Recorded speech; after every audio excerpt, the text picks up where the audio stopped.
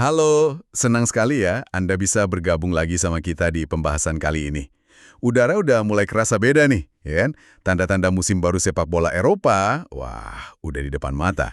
Dan tentu aja, yang paling ditunggu-tunggu, Liga Champions, UEFA.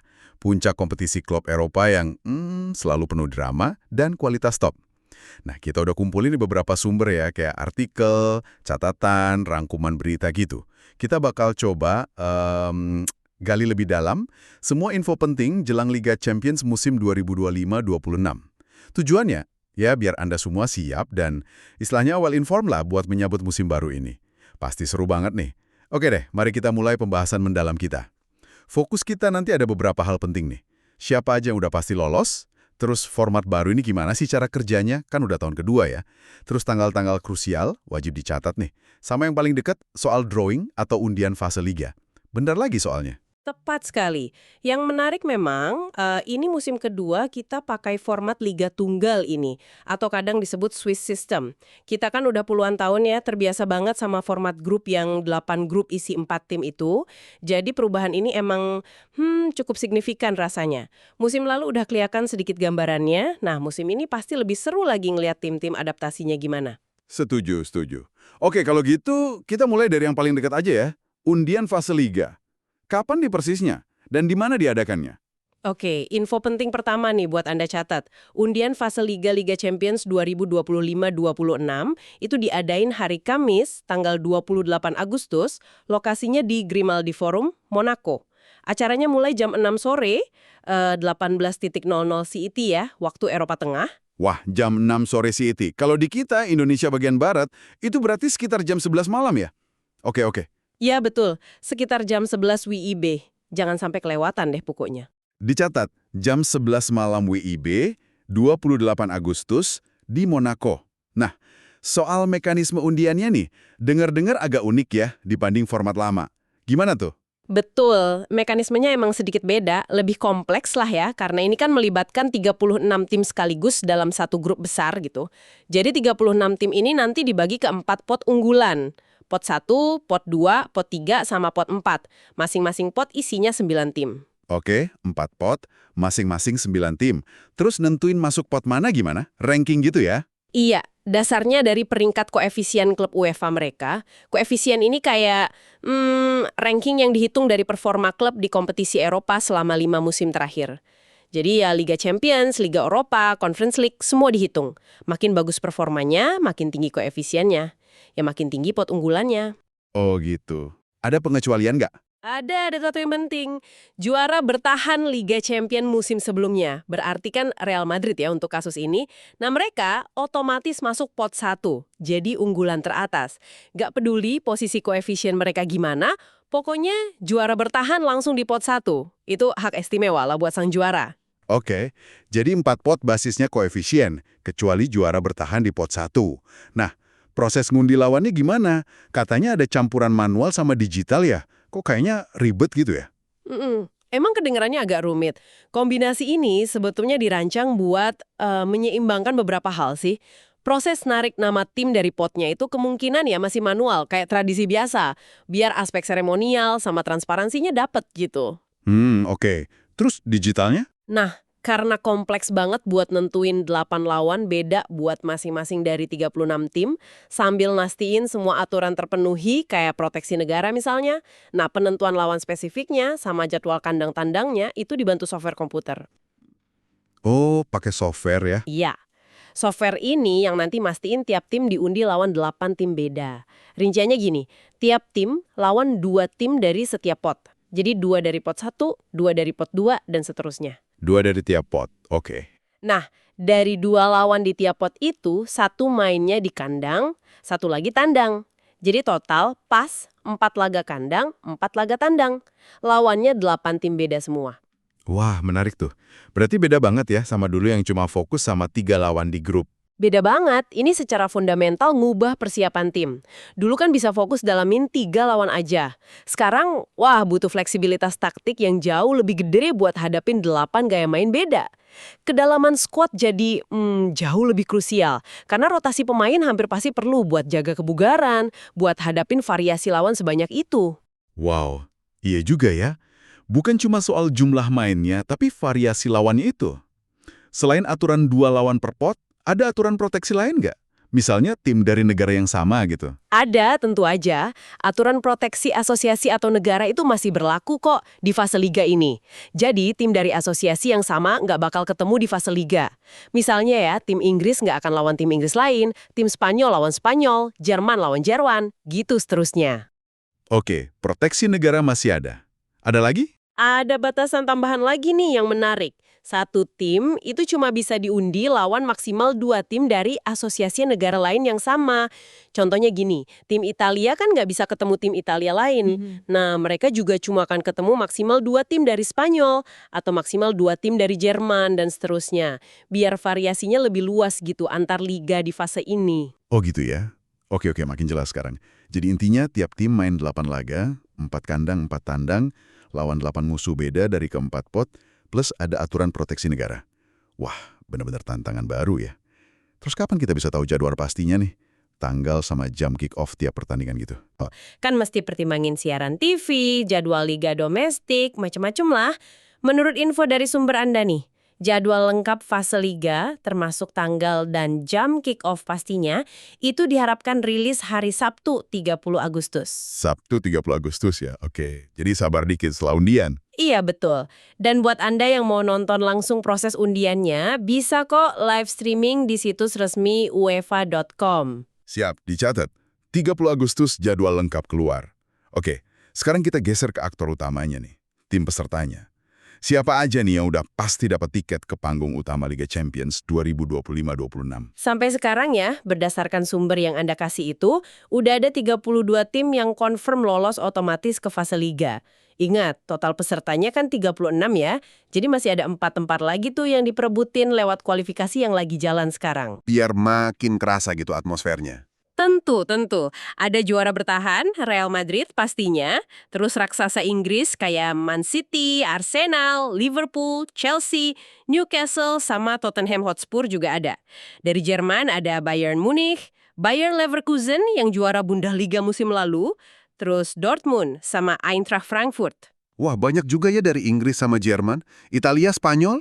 Italia ada Inter Milan, Juventus, Atalanta, Napoli. Spanyol selain Madrid, ya jelas ada Barcelona, Atletico Madrid, Athletic Club, Villarreal. Prancis ada PSG sama Monaco, Belanda ada Ajax, PSV, Portugal ada Sporting CP, Turki ada Galatasaray. Wah, banyak deh pokoknya. Gila, daftarnya ngeri-ngeri sedap ya.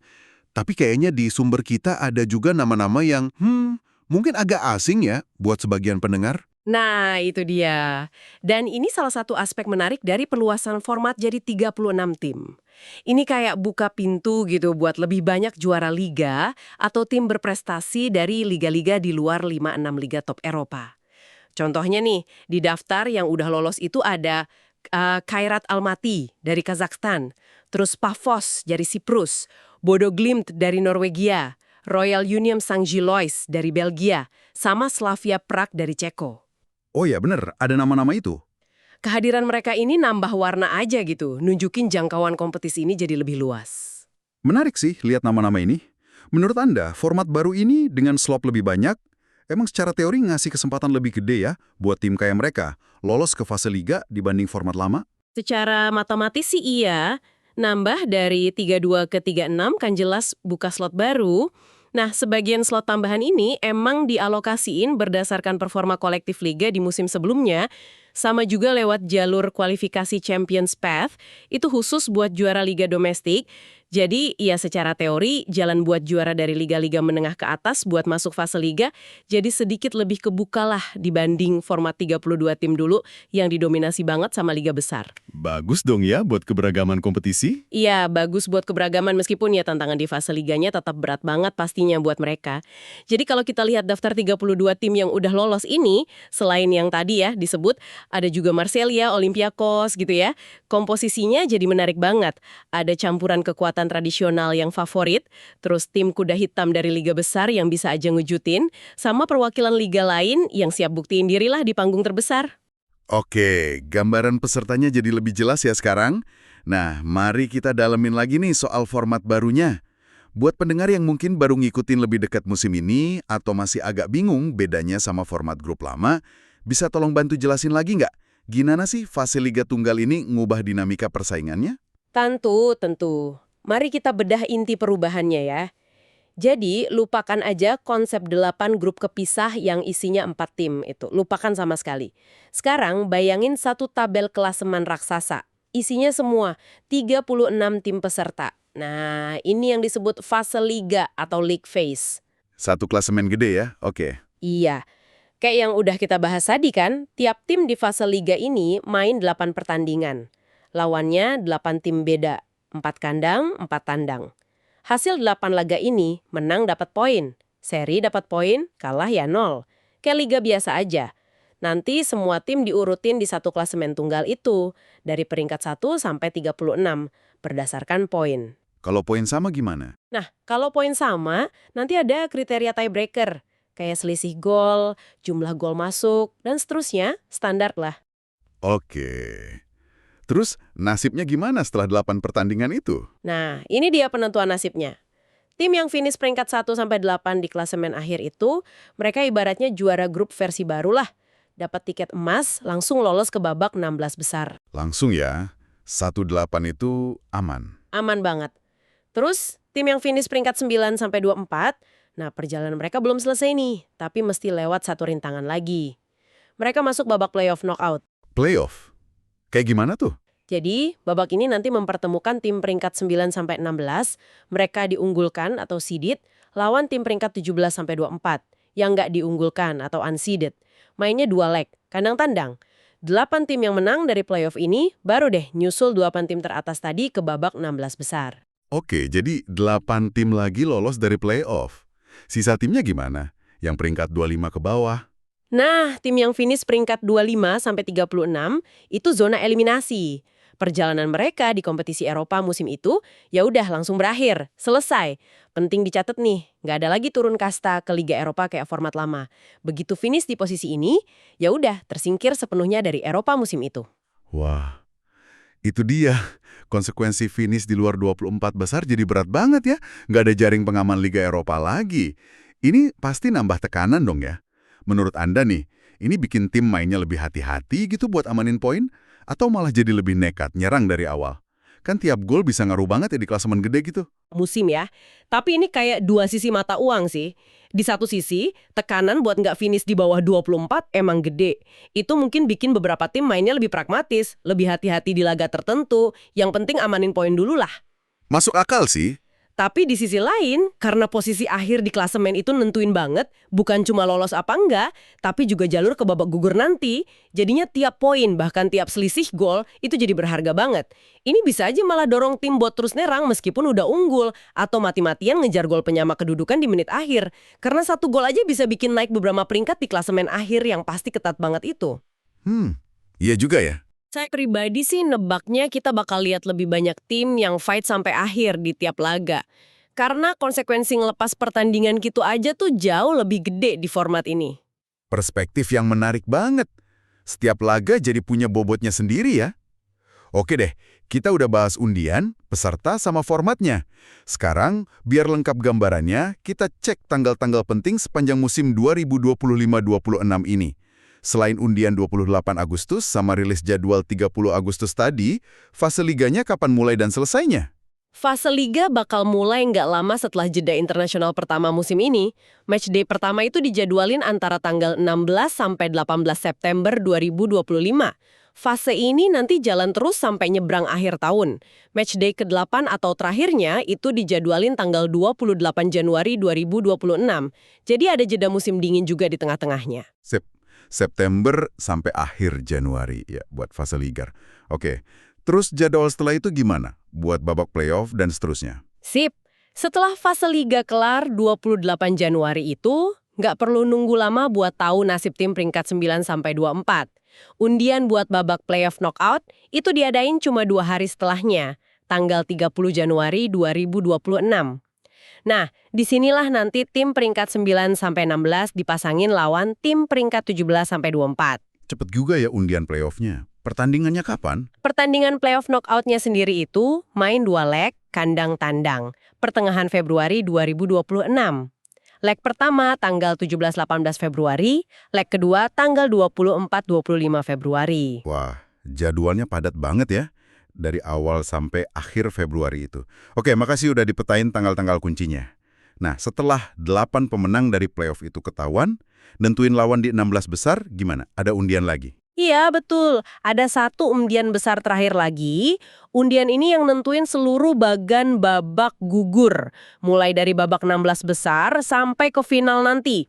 Undian ini diadain tanggal 27 Februari 2026, setelah semua laga playoff kelar. Di undian ini, 8 tim yang finish peringkat 1-8 di fase liga yang otomatis lolos, dan diunggulkan itu bakal dipasangin lawan 8 tim pemenang babak playoff yang nggak diunggulkan. Oke, 27 Februari undian terakhir, proteksi negara masih berlaku nggak di sini? Nah, biasanya mulai babak 16 besar ini, proteksi negara udah nggak berlaku lagi. Jadi, tim dari negara yang sama udah bisa ketemu. Oke, jadi 27 Februari itu tanggal penting buat lihat peta kekuatan di babak gugur ya. Terus, pertandingan selanjutnya kapan aja tuh? Jadwal fase gugur berikutnya gini. Babak 16 besar itu mainnya bulan Maret 2026. Leg pertama 10-11 Maret, leg kedua 17-18 Maret. Maret buat 16 besar, lanjut. Perempat final lanjut di bulan April 2026. Leg pertama 7-8 April, leg kedua 14-15 April. April perempat final, semifinal. Semifinal, udah dekat puncak musim tuh. Akhir April sama awal Mei 2026, leg pertama 28-29 April, leg kedua 5-6 Mei. Wah, rentetan jadwal yang padat dan pasti menegangkan banget ya. Dan akhirnya nih, pertanyaan pamungkas. Di mana dan kapan partai final Liga Champions 2026 diadain? Puncaknya kompetisi Eropa musim 2025-2026, partai final Liga Champions UEFA itu bakal dihelat hari Sabtu 30 Mei 2026. Lokasinya di Stadion Kebanggaan Hungaria, namanya Puskás Arena.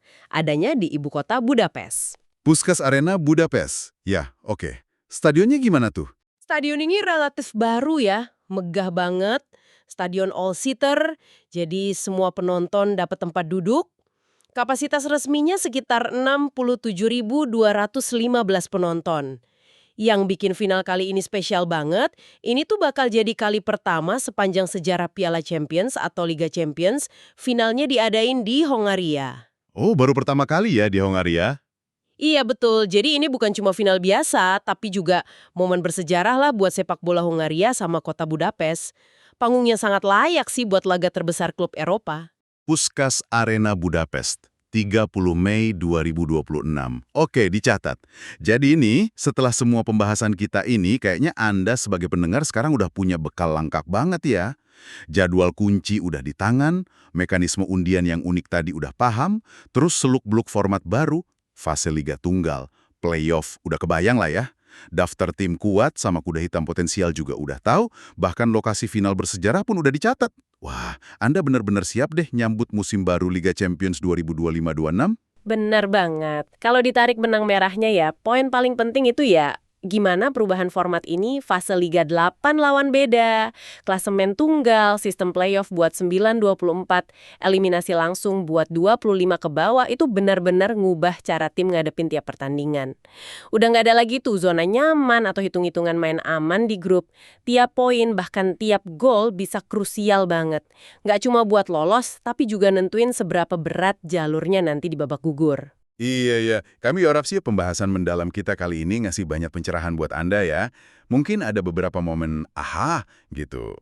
Dan yang pasti, nambah antusiasme Anda nungguin kick-off pertama Liga Champions musim depan. Saya pribadi sih udah nggak sabar. Lihat gimana tim-tim besar adaptasi, terus ada kejutan nggak ya dari tim non-unggulan? Nah, sebagai pemupuk nih ya, mungkin ada satu pertanyaan menarik buat Anda renungin sambil nunggu musim mulai.